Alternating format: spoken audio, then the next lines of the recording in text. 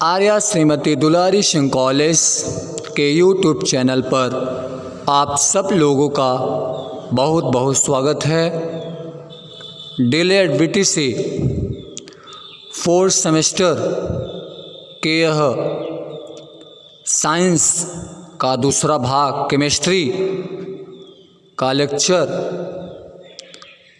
जिसमें आज हम लोग इस का दूसरे पार्ट वीडियो में खनिज एवं धातु पाठ का जो चल रहा था, उसमें हम लोग आज धातु और अधातु में अंतर से सीखेंगे। दोनों में क्या अंतर होता है। इसके पहले हमने आपको धातु, अधातु और खनिज क्या होते हैं इसके बारे में डिटेल्स बात इसके पहले वीडियो में कर चुके हैं। धातुओं के कुछ हमने गुण के बारे में भी बात किए थे। खनिज का हमने डेफिनेशन खनिज के बारे में जाना, लेकिन खनिजों से धातु का निष्कर्षण कैसे होता है हम लोग उसको अभी आगे वीडियो में अध्ययन उसको करेंगे। आज हम लोग धातु अधातु में अंतर से शुरू करेंगे। उसके पश्चात जानेंगे कि धातुओं की क्रियाशीलता क्या होती है, धातुओं की क्रियाशीलता कैसे निर्धारित की जाती है, किस बात पर निर्भर करता है, कौन सी धातु ज़्यादा सक्रिय होता है। इन सारी बातों को आज हम लोग इस वीडियो में डिटेल्स तरीके से अध्ययन करेंगे। आइए शुरू करते हैं, हम लोग अपने टॉपिक पे चलते हैं।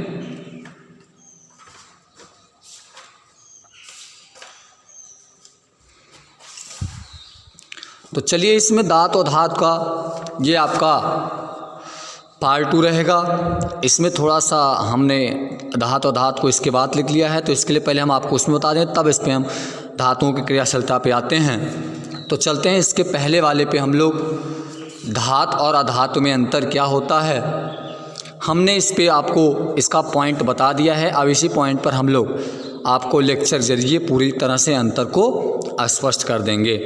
तो चलिए पहले पॉइंट पर ले लेते हैं। धातु और अधातु में अंतर निम्नलिखित हैं। पहला हम लोग अंतर करते हैं पारदर्शिता से, अर्थात धातु और अधातु के पारदर्शिता में क्या अंतर है उसको जानते हैं।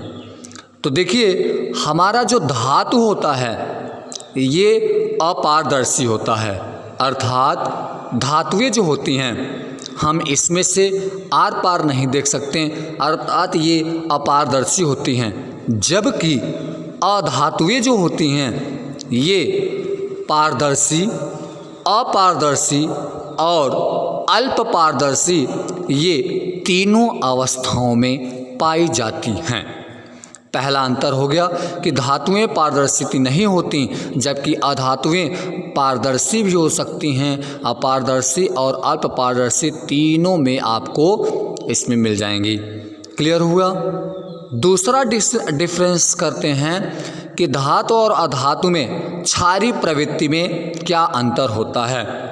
तो देखिए, जो हमारा धातु हैं जैसे सोडियम, मैग्नीशियम, कैल्शियम, एल्युमिनियम, ये सब जो हमारी धातुएं हैं, इन सब के ऑक्साइड, धातुओं के ऑक्साइड, अब धातुओं के ऑक्साइड में आप ले लेंगे, जैसे धातुओं के ऑक्साइड में आप ले सकते हैं इसको ZnO, MgO, CaO, Na2O, ये सब के सब ये हमारे धातुओं के ऑक्साइड हैं। तो धातुओं के जितने ऑक्साइड होते हैं वो सब के सब क्षारीय प्रकृति होते हैं, लेकिन अधातुओं के ऑक्साइड क्षारीय प्रकृति के नहीं होते। अर्थात अधातुओं के जो ऑक्साइड होते हैं उनकी जो प्रकृति होती है वो अम्लीय प्रकृति के होते हैं। अर्थात अधातुओं के ऑक्साइड अम्लीय प्रकृति के होते हैं, जबकि धातुओं के ऑक्साइड क्षारीय प्रकृति के होते हैं। क्लियर हो गया। तीसरा पॉइंट आपका रहा ध्वनि। ध्वनि में दोनों में क्या डिफरेंस है, तो ध्यान दीजिएगा। धातु जब किसी वस्तु से टकराते हैं तो ये सदैव ध्वनि उत्पन्न करते हैं। ऐसा इसलिए करते हैं क्योंकि ये ठोस अवस्था में पाए जाते हैं और ठोस अवस्था में होने के कारण जब ये किसी से टकराते हैं तो स्वतः ध्वनि उत्पन्न करते हैं, जबकि अधातु में कोई ध्वनि उत्पन्न नहीं हो सकती। अर्थात ध्वनि में इसमें उत्पन्न अगर होती भी है कुछ पदार्थों धातु में तो बहुत ही अल्प मात्रा में होती है। आप कह सकते हैं कि इसमें ध्वनि उत्पन्न नहीं कर सकते हैं। तीसरा पॉइंट रहा धातुओं से क्रियाशीलता, अर्थात धातु और अधातु अगर हाइड्रोजन से क्रिया करेंगे तो इनके क्रिया पर क्या प्रभाव पड़ता है, इसको सीखते हैं। तो देखिए, जो धातुएं होती हैं, अधिकतर धातुएं हाइड्रोजन से क्रिया नहीं करती, लेकिन कुछ धातुएं ऐसी हैं जो हाइड्रोजन के साथ क्रिया करके अस्थायी यौगिक बनाती हैं। जैसे ऑक्सीजन है आपका H2O बनाया हुआ है, तो ये आपका इसमें आपका हाइड्रोजन से क्रिया करने के फलस्वरूप आपको ये बनाई हुई और अस्थायी यौगिक बनाती हैं, जबकि अधातुएं हाइड्रोजन से क्रिया करके सदैव अस्थायी यौगिक बनाता है। अर्थात धातुएं जब हाइड्रोजन से क्रिया करती हैं, पहली बात तो धातुएं हाइड्रोजन से क्रिया नहीं करती।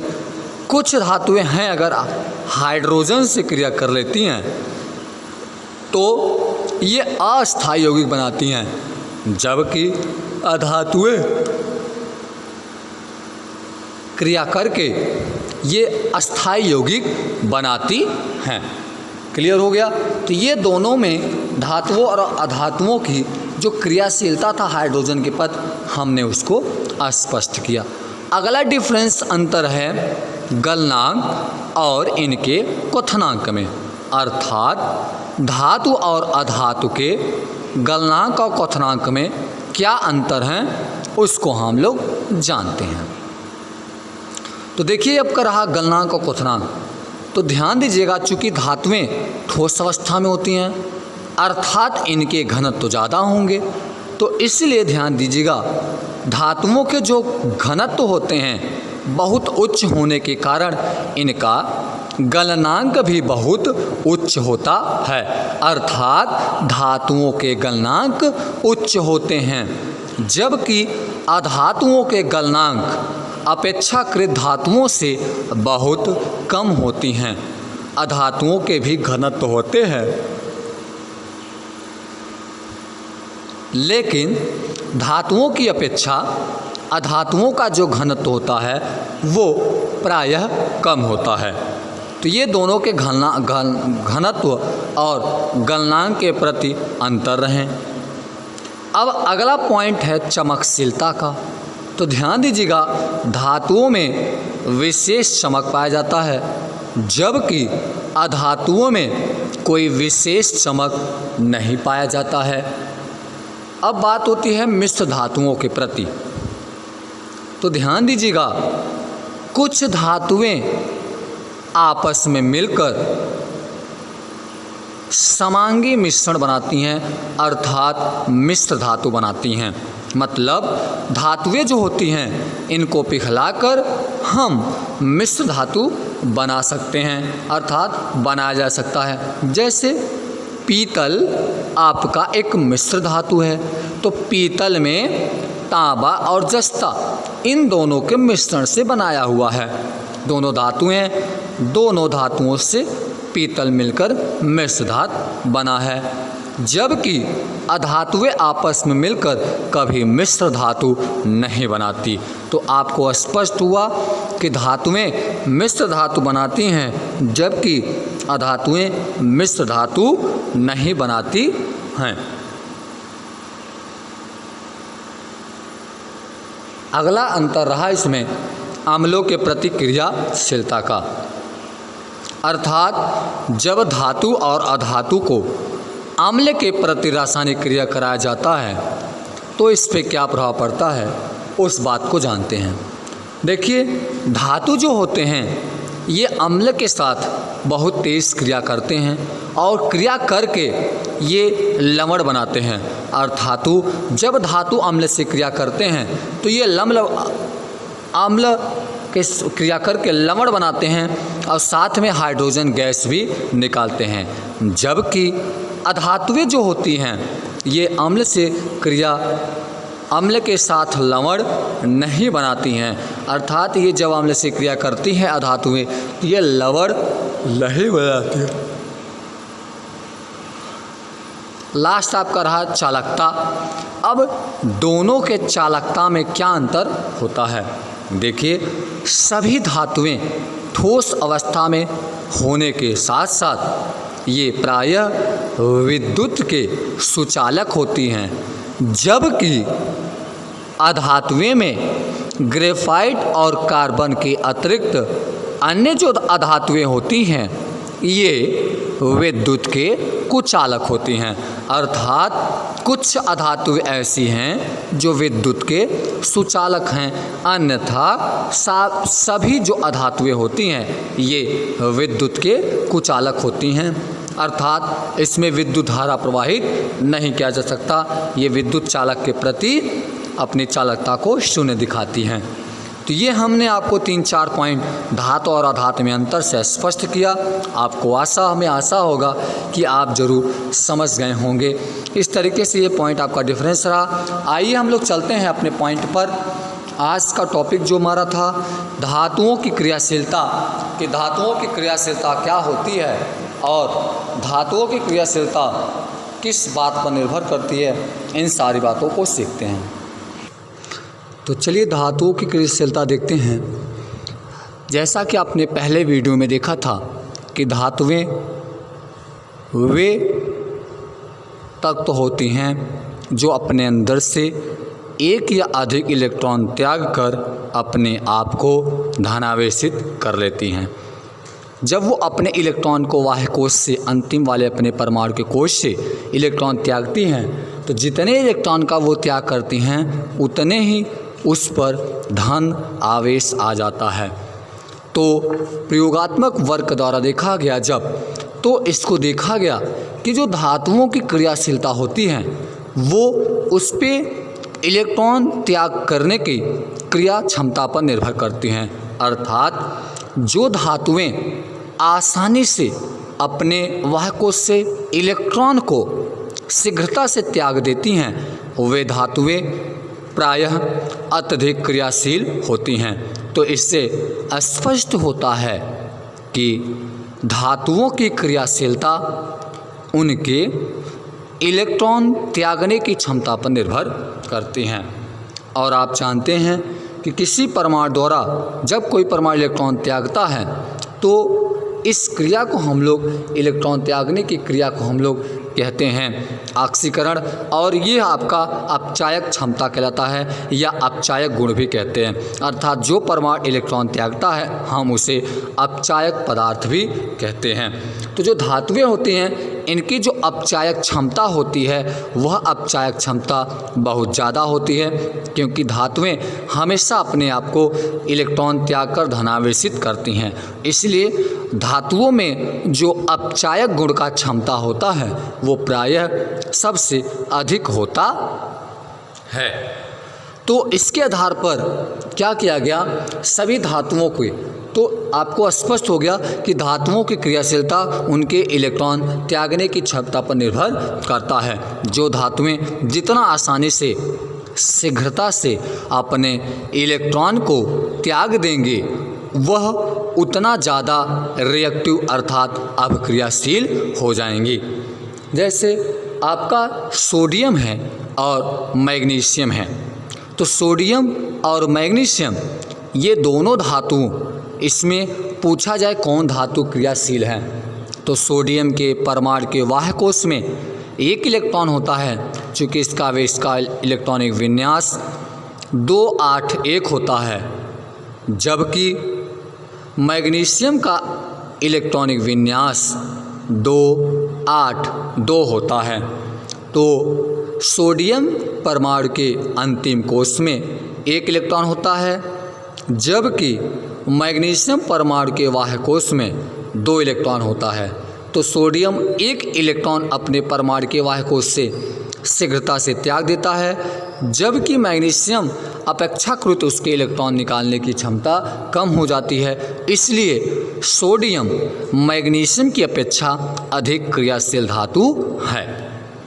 अब यहाँ से एक प्रश्न उठ जाता है कि सोडियम नॉर्मल टेम्परेचर अर्थात साधारण ताप पर ठंडे जल से क्रिया करता है, जबकि मैग्नीशियम ठंडे जल से क्रिया नहीं करता, ऐसा क्यों? तो ध्यान रहे, सोडियम ये नॉर्मल टेम्परेचर पर क्रियाशील है, बहुत ही क्रियाशील होता है। ये थोड़ा सा भी चाहे गर्म जल हो चाहे ठंडा जल हो, ये शीघ्र अभिक्रिया क्रियाशीलता करता है, क्योंकि इसकी क्रियाशीलता अर्थात इसकी अपचायक क्षमता मैग्नीशियम से अधिक होता है। इसलिए यह शीघ्र ही ठंडे जल से क्रिया कर लेता है, जबकि मैग्नीशियम ठंडे जल से क्रिया नहीं करता जब तक उसे गर्म जल से क्रिया न कराया जाए। तो अब हम धातुओं की, सभी धातुओं का अपचायक क्षमता अर्थात उनका इलेक्ट्रॉन त्यागने की क्षमता को नापा गया। तो इलेक्ट्रॉन त्यागने की क्षमता जब देखा गया तो उनकी धातुओं के सबको इलेक्ट्रॉन त्यागने की गुण को देखा गया। इसके आधार पर उन सभी धातुओं की जो अपचायक क्षमता था, उस अपचायक क्षमता के आधार पर धातुओं का एक निश्चित क्रम में रखकर उसे व्यवस्थित किया गया। इस क्रिया को हम लोग धातुओं का क्रियाशीलता श्रेणी या सक्रियता श्रेणी कहते हैं। अर्थात धातुओं को उनकी क्रिया क्षमता के आधार पर व्यवस्थित करने की जो क्रिया होती है या रखने का जो ढंग होता है, हम उसे आरोही क्रम में या अवरोही क्रम में, दोनों में से किसी भी क्रम में व्यवस्थित कर दें तो एक सीरीज प्राप्त होती है, श्रेणी बनती है। उसी श्रेणी को कहते हैं धातुओं की क्रियाशीलता का क्रम। अर्थात जो धातुएं हमारी हैं उनकी क्रियाशीलता किस तरीके से हैं। तो धातुओं की क्रियाशीलता निर्धारित करने के लिए हमेशा एक श्रेणी बनाई जाती है, जिससे हमें समझने में, याद करने में बहुत सरलता होती है और उनकी क्रियाशीलता को आसानी से पहचाना जा सकता है। यहाँ से आपको लिखा गया होगा, जैसे sodium, potassium, sodium, calcium, magnesium, aluminium, zinc, ferrous, lead, hydrogen, copper, पारा, गोल्ड, सिल्वर, ये सब के सब आपके जो हैं यहाँ पे ये धातुओं की क्रियाशीलता को दर्शा रहे हैं। अर्थात यदि हम बाएं से दाएं तरफ इसमें जा रहे हैं, ये आपको तीर से दिखाया लग रहा होगा, जो इसमें तीर इंगित कर रहा है, ये धातुओं की क्रियाशीलता का घटता हुआ क्रम है। अर्थात इसमें हम अगर इस क्रम से ऐसे जाएंगे तो धीरे धीरे धातुओं की जो क्रियाशीलता ये घटता हुआ क्रम है। अर्थात इसमें सबसे ज़्यादा इस श्रेणी में जो हमने तत्वों को रखा है, इसमें सबसे अधिक क्रियाशील आपका पोटेशियम है और उसके बाद धीरे धीरे घटता हुआ क्रम जा रहा है। सबसे कम इसमें Au का है। बाकी अन्य धातुएं बहुत सारे हैं, उन सब धातुओं का भी क्रम है, उसको हम लोग, आप लोग उसे श्रेणी में हैं, हम आपको बना के इसको भेज देंगे। तो ये धातुओं की क्रियाशीलता था। धातुओं की ये उनकी क्रिया क्षमता अर्थात इलेक्ट्रॉन त्यागने की क्षमता के आधार पर व्यवस्थित किया गया है। अब होता क्या है कि इनकी जो क्षमता है अर्थात इलेक्ट्रॉन जो त्यागने अर्थात जो प्रबल अपचायक हैं, वो सबसे ज़्यादा यहाँ पे आपका है सोडियम का। इसके आगे पीछे भी बहुत सारे तत्व हैं, यहाँ पे हमने उसको नहीं लिया है, आपको कुछ तत्वों को उदाहरण देकर समझा दे रहे हैं। तो ध्यान रहे, ये जो श्रेणी इनकी बनाई गई है, इस श्रेणी में जो धातुएं श्रेणी में नीचे हैं वे कम क्रियाशील हैं और जो धातुएं उनसे ऊपर हैं वो अधिक क्रियाशील हैं। जैसे कैल्शियम और मैग्नीशियम में देखिए, तो जो मैग्नीशियम है ये कैल्शियम के नीचे है, अर्थात जो कैल्शियम है वो मैग्नीशियम से नीचे होने के कारण इसकी क्रियाशीलता कुछ अधिक है। तो इस तरीके से ध्यान रहे कि जो धातुएं श्रेणी में, सक्रिय श्रेणी में जो धातुएं ऊपर होती हैं वे सदैव अपने से कम वाले क्रियाशील वाले धातु को हमेशा अपने जलीय विलयन से, अर्थात उनके जब हम लवण विलयन बनाते हैं तो वो सदैव उसको विस्थापित कर देते हैं। हमेशा जैसे आप H2SO4 के विलयन में, जैसे आप H2SO4 के विलयन में लोहे के क्षण को डुबा दीजिए, तो लोहा मतलब आयरन है। आयरन आपका हाइड्रोजन से अधिक क्रियाशील है, इसलिए आयरन H2SO4 विलयन से हाइड्रोजन को हटा देगा, अर्थात विस्थापित कर देगा, और वहाँ आयरन आपका FeSO4 के रूप में बना लेगा। इसका तात्पर्य प्राप्त हुआ कि जो धातुएं ज़्यादा क्रियाशील होती हैं वे अपने से कम क्रियाशील धातुओं को हमेशा वहाँ से उसको विस्थापित करके उसका स्थान ले लेती हैं, और जो धातुएं कम क्रियाशील होती हैं वे अधिक क्रियाशील वाले धातुओं से सदैव विस्थापित होकर अपना स्थान छोड़ देती हैं। तो इस तरीके से ये धातुओं की क्रियाशीलता रहा। धातुओं की क्रियाशीलता उनके इलेक्ट्रॉन त्यागने अर्थात प्रबल अपचायक क्षमता पर निर्भर करता है। क्लियर हो गया? हमने आपको इस पे स्पष्ट कर दिया, उदाहरण सहित आपको इस पे बताया हमने। इसके पहले वाले हम लोग सीख चुके हैं खनिज क्या है, हमने थोड़ा सा बात किया था। अगली पॉइंट में हम लोग बढ़ते हैं, अयस्क की परिभाषा। अयस्क क्या होते हैं उसके बारे में हम लोग बात करते हैं। तो चलिए तो शुरू करते हैं। अयस्क क्या है, अयस्क हम लोग प्राप्त कैसे करते हैं, एक्स की परिभाषा क्या होती है। आपको ध्यान रहे, आपने सीखा खनिज वे तत्व या यौगिक के संयुक्त रूप होते हैं जिन्हें हम पृथ्वी के भूपर पट्टी से प्राप्त करते हैं। खनिज में बहुत सारे अशुद्धियाँ मिली होती हैं, जैसे कंकड़, पत्थर, मिट्टी, इन सारी की अशुद्धियाँ इसमें मिली रहती हैं। अब खनिज को हम लोग लाते हैं, उनसे उसका हम लोग लैब में, प्रयोगशाला में, फैक्ट्री में उसका हम लोग जो अशुद्धियाँ होती हैं उसे निकालते हैं। निकाल करके हम उसे अयस्क प्राप्त करते हैं। फिर उन अयस्कों का हम लोग सांद्रण विधि, फिल्म फ्लोन विधि, विद्युत अपघटनी विधि, बहुत सारे विधि होते हैं जिसकी सहायता से हम लोग उससे धातु को निकाल कर धातुओं का शोधन करते हैं। तो अयस्क क्या है? जब हम अयस्क किसी भी खनिज से, जब हम खनिज से कम लागत में, अधिक मात्रा में, सरलता से धातुओं को प्राप्त कर लेते हैं तो ऐसे खनिज को हम लोग अयस्क कहते हैं। अर्थात अयस्क भी एक प्रकार का खनिज होता है। खनिजों से हम उनकी अशुद्धियों को दूर करते हैं और उन खनिजों से हम अयस्क प्राप्त कर लेते हैं।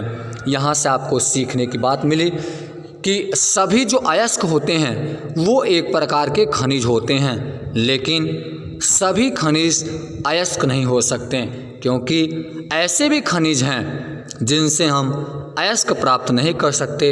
इसका मतलब है वो अयस्क नहीं हो सकते। तो सभी अयस्क खनिज होते हैं पर सभी खनिज अयस्क नहीं होते हैं। आगे बढ़ते हैं, हम लोग जानते हैं इसमें कुछ हम उदाहरण ले लेते हैं। जैसे कुछ धातुओं के अयस्क निम्न हैं, जैसे लेड है। लेड का जो आपका है सीसा, इसका एक अयस्क है गैलेना, इसका सूत्र होता है PbS, इसको हम लेड सल्फाइड कहते हैं। अर्थात ये जो गैलेना है यह लेड धातु का अयस्क है और यह लेड का एक मुख्य अयस्क है जो सल्फाइड के रूप में पाया जाता है। Copper pyrite CuFeS2, copper pyrite, copper के जितने अयस्क होते हैं उन सभी अयस्कों में कापर पायराइड कापर का मुख्य अयस्क है। इनसे हम कापर की मात्रा आराम से अधिक मात्रा में प्राप्त कर सकते हैं। कई भी धातु के, ध्यान रहे आपको, किसी भी धातु के एक नहीं अनेक अयस्क हो सकते हैं, लेकिन इसमें भी वह धातु अल्प व्यय पर प्राप्त हो वह उसका प्रमुख अयस्क होता है। कहने का तात्पर्य है कि जो धातुएं कम लागत पर उससे जल्दी शीघ्रता से प्राप्त हो जाती हैं वह उसका प्रमुख अयस्क होता है। जैसे गलेना है तो गैलेना से लीड को प्राप्त करने में सरलता होती है और अधिक मात्रा में शीघ्रता से प्राप्त हो जाती है। इसलिए जो लीड है, लीड जो होता है गैलेने का प्रमुख अयस्क है। हम लोग गैलेना से प्राप्त करते हैं अयस्क को, चूँकि गैलेना में लीड अयस्क होता है, धातु होता है, इससे हम लोग निष्कर्षण से निकाल लेते हैं। तो एक अयस्क के एक तत्व के बहुत सारे खनिज, एक धातु के कई अयस्क होते हैं। ये अलग अलग रूप में carbonate, sulphur, sulphide, carbonate, chloride, मतलब बहुत सारे रूप में ये उपस्थित होते हैं। तो हम आज इस वीडियो को यही समाप्त करते हैं। अगली वीडियो हम लोग अयस्कों के वर्गीकरण के बारे में जानेंगे। बहुत ही अच्छा टॉपिक रहेगा, आपके एग्ज़ाम की दृष्टि से रहेगा। कंपटीशन में भी आपको टेट सुपर टेट में भी क्वेश्चन इससे अयस्क, कुछ धातुओं के अयस्क पूछता रहता है। इसलिए आप अगली वीडियो को अच्छे से पढ़िएगा, इस वीडियो को भी बहुत अच्छे से पढ़िएगा। आप सभी लोग नोट्स बनाइए और अपने पढ़ाई को जारी रखिए। तो अगली वीडियो में फिर मिलते हैं, तब तक आप सभी को बहुत धन्यवाद। आप सभी लोग पढ़ाई करते रहिए। Best of luck. ओके, धन्यवाद।